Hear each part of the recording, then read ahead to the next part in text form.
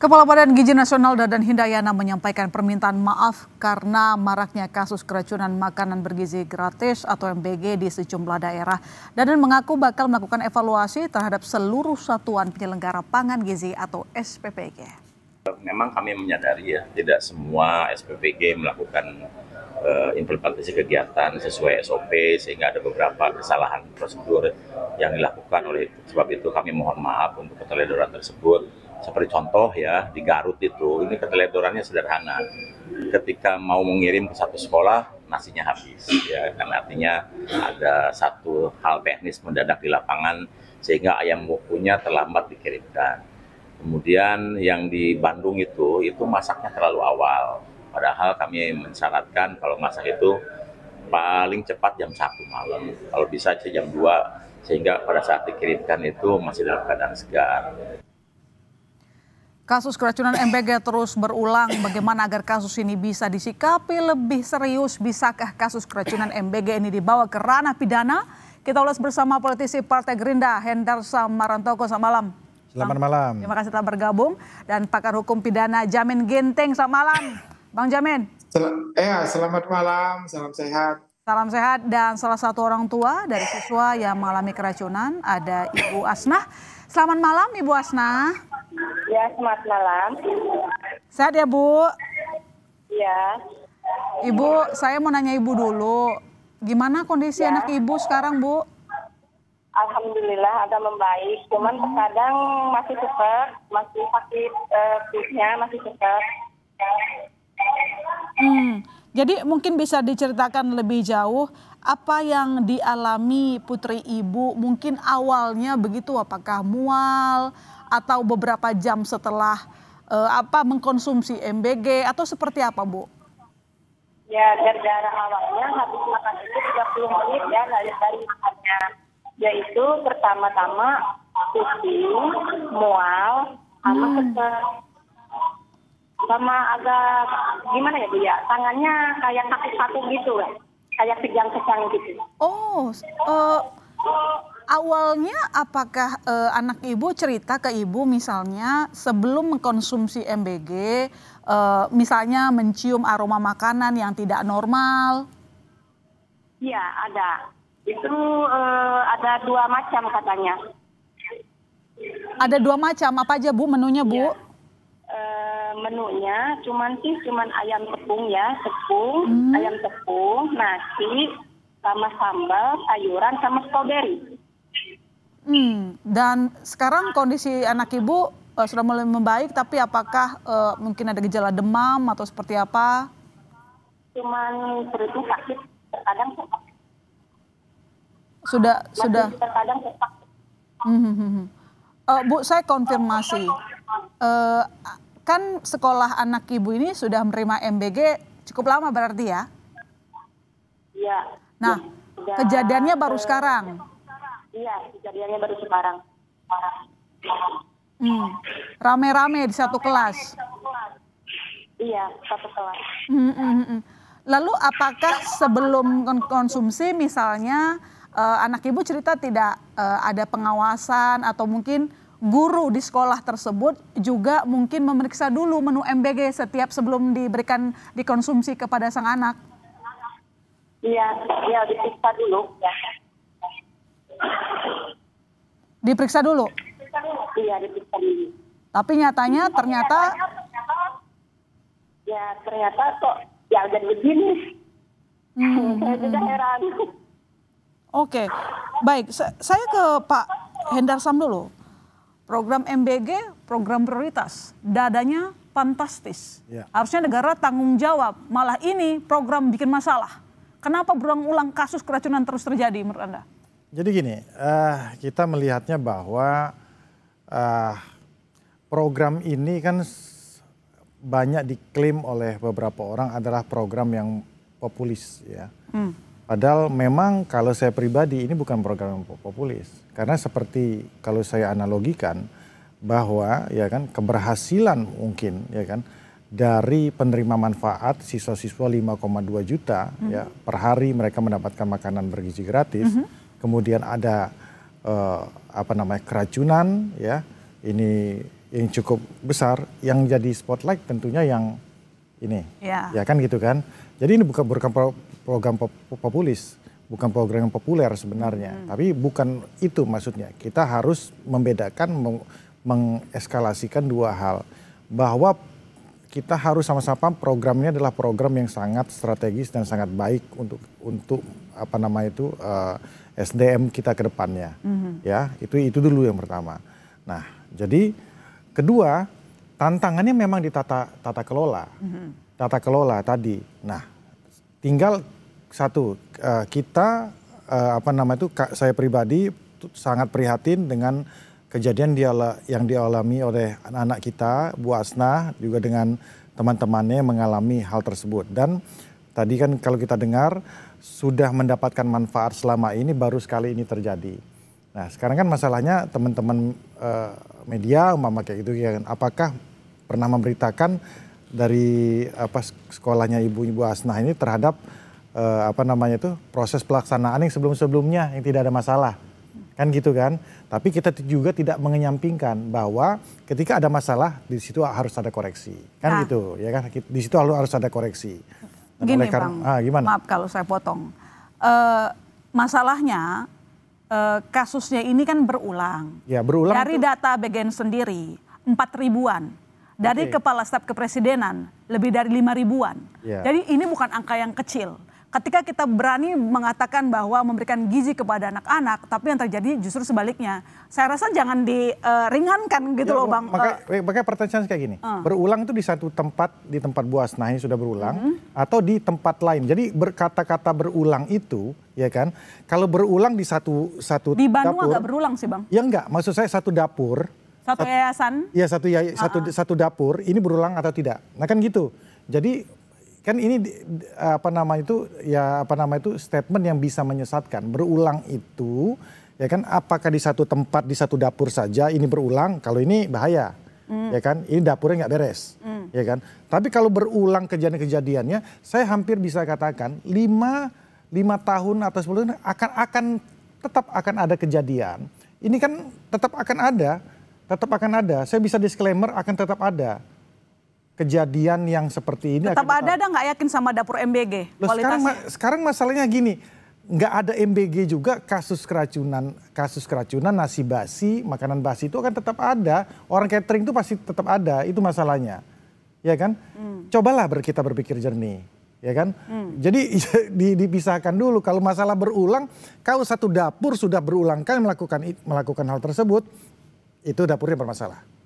Kita harus katakan, bukan programnya. Jadi itu dulu. Tapi tata kelolanya Anda akuin salah? Tata kelola di beberapa tempat bermasalah. Beberapa tempat? Di beberapa tempat. Ya kan, di beberapa tempat kan. Nah, makanya kita harus paling banyak di Pulau Jawa? Di Pulau Jawa, iya. Kita harus fair ngelihatnya. Ya kan, case by case kita melihatnya. Dapur ini bermasalah berapa kali? Dapur ini bermasalah berapa kali? Dapur ini basi berapa kali? Nah kan kayak gitu kan. Nah tapi kalau dijadikan satu, ya kan ada 4.000 segala macam, ada 4.000 sekian, ya seolah-olah angka yang fantastis, memang fantastis, tapi harus dilihat dipilah-pilah. Dapurnya ini, dapur ini, dapur ini, dapur ini. Kan kayak gitu. Tanpa harus kita mengentengkan masalah. Jadi memang tantangan tata kelola itu sangat penting, karena ya ini program baru tentunya trial dan error tuh udah pernah terjadi. Coba. Trial and error dan kita udah mau berjalan berapa bulan, Bang, SOP-nya kok kayak nggak sama semua. Sorry, Bu Asnah tadi sudah mengatakan. Bu Asnah izin, sudah berapa lama menerima manfaat Ibu? Udah 1 bulan lebih. 1 bulan lebih? Satu kejadian. Nah sekarang pertanyaannya, apakah dari teman-teman media yang 1 bulan 30 hari, yang 29 hari tidak ada apa-apa, apakah itu menjadi kan kita memberitakan sebuah program yang perlu dievaluasi Bang. Ya iya, makanya dari itu kan kita harus fair juga dong ngelihatnya. Iya. Kita harus fair ada yang baik tadi kita beritakan kok. Iya, kan? Ada yang inspiratif kita beritakan, kita angkat bahwa program ini kan cita-citanya baik dari awal. Ya, betul. Tapi masalahnya faktanya kan ini yang terjadi. Nanti saya ke Bang Henresman lagi, saya ke Bang Jamin. Bang Jamin, program prioritas pemerintah bermasalah. Meski tadi saya dikoreksi soal jangan bilang berulang, tapi ya berulang di beberapa wilayah. Iya, diulang di beberapa wilayah. Ya, betul. Siapa yang harus bertanggung jawab, Bang Jamin?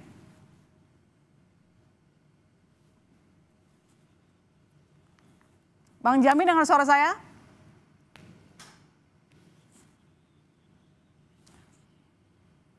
Kalau enggak saya aja. Oke, baik. Bang Hendra Sam, jadi kalau misalnya kita... Ya, begini ya. Oh, silakan. Harusnya, ya, mendengar. Silakan, aman. Silakan, lanjut Bang. Suara terdengar nggak? Terdengar Bang, jelas. Oke. Ya, jadi begini, kalau konteks daripada program MBG ini harusnya zero tolerance terhadap keracunan makanan. Kenapa saya bilang zero tolerance? Karena ini adalah tanggung jawab pemerintah untuk memberikan gizi, bukan malah menjadikan orang jadi penyakit, begitu yang pertama. Yang kedua, saya melihat kurangnya pengawasan. Kenapa? Harusnya pemerintah melibatkan BP POM yang mengawasi makanan dan obat-obatan terkait dengan pengedaran makanan. Jadi jangan yang harus dilaksanakan pengawasannya jadi lemah begitu. Jadi harusnya dilibatkan BP POM. Nah, siapa yang bertanggung jawab dalam hal ini? Ya tentu yang bertanggung jawab adalah yang penyedia sarana makanannya, dapurnya, penanggung jawabnya. Saya lebih cenderung karena kelemahan pengawasan ini saya khawatir ada orang-orang tertentu yang mendapatkan keuntungan dari program ini secara tidak layak. Itu namanya illicit enrichment, memperkaya diri secara tidak layak dari program ini.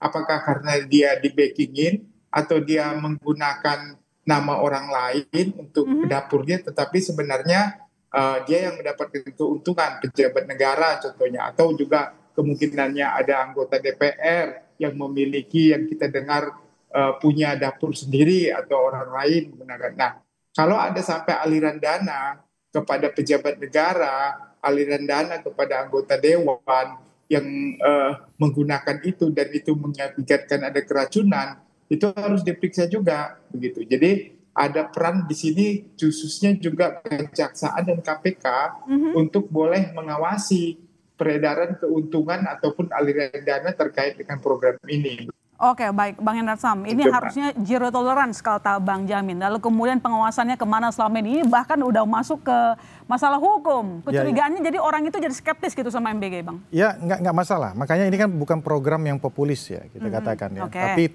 program tulus tapi mungkin tidak populis seperti ini kan. Ini akan saya yakin ke depan akan ada juga kejadian serupa. Tapi kan maksud saya gini ya, kita harus ngelihatnya kan secara parsial. Jika memang di dapur tersebut, ya di titik tersebut itu bermasalah, di dapur dan titik tersebut secara khusus harus dievaluasi. Itu dulu, ya kan. Kemudian ke atas harus ada evaluasi benar seperti oleh Bang Jamin tadi, ya evaluasi di atas mengenai masalah pengawasan. Mau itu dari BP POM, kemudian ada masyarakat, ada bagian pengawas ya kan, dan standar-standar tertentu, sehingga oleh karena itu para penerima manfaat ini yang jumlahnya 5,4 juta, hampir 6 juta itu siswanya ya, belum lagi 600.000 orang yang bekerja di bawah ini, 600.000 orang loh, ya kan, setengah juta lebih yang bekerja untuk ini, sehingga oleh karena itu ekonomi ini bisa berjalan maksimal.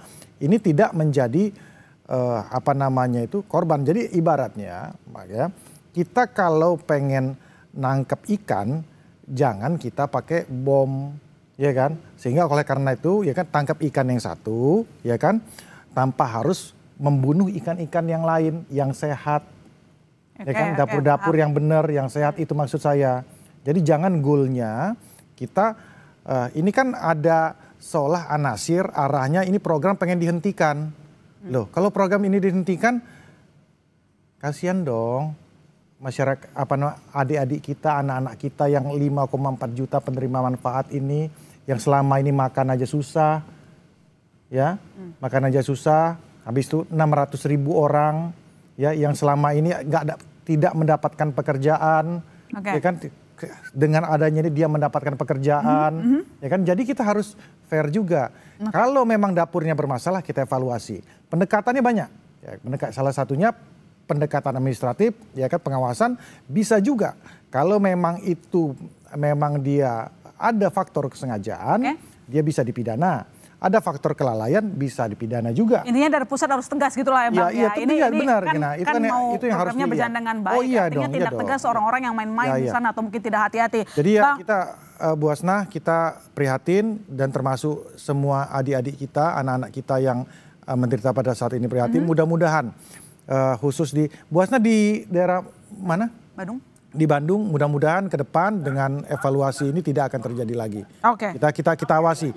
Kita butuh teman-teman media juga untuk mengawasi ini tersebut dan memberitakan dan memberikan masukan kepada BGN dan. Baik, Bang Jamin, tolong dijawab singkat saja. Ini kan program untuk masyarakat luas buat anak-anak gitu kan, memenuhi gizi, tapi kemudian ternyata ini yang kita lihat fakta di lapangan tidak sesuai dengan keinginan, ada kasus keracunan. Apakah ini bisa dipidana? Pakai pasal apa saja, Bang?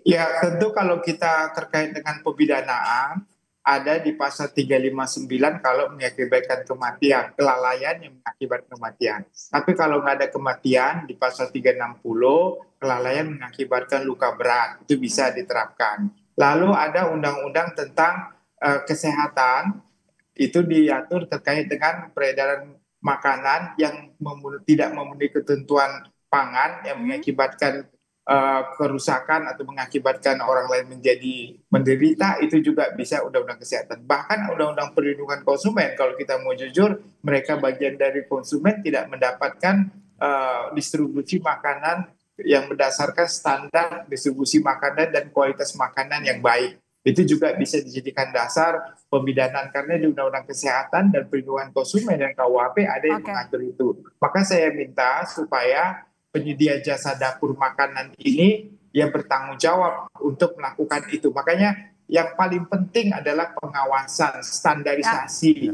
Nah, sertifikasi terkait dengan dapur itu ada enggak mereka? Nah, itu kan bisa dilihat. Jangan-jangan yang tukang dapur yang memasak dan gizi itu enggak punya sertifikasi yang benar. Atau satu dapur atau 10 dapur cuma satu pemilik sertifikasi, dan ini kan berbahaya kan, jadi dia nggak punya waktu untuk keliling begitu. Kalau standarisasi persyaratan itu penting, itu yang harus dipenuhi begitu. Ya, baik. Saya ke Bu Asna terakhir, Bu, singkat saja. Jadi apa harapan Ibu terkait dengan program MBG?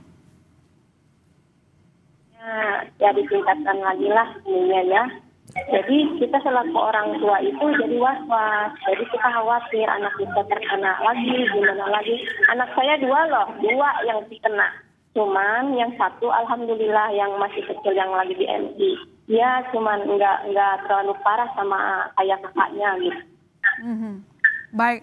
Kita tunggu nanti langkah nyata, orang tua jangan sampai was-was gara-gara terima MBG dari sekolah, tapi justru happy, senang, jangan bikin was-was. Betul. Terima kasih Bu Asna, terima kasih Bang Hendar Sam, terima kasih Bang Jamin telah bergabung di Sapa Indonesia Malam.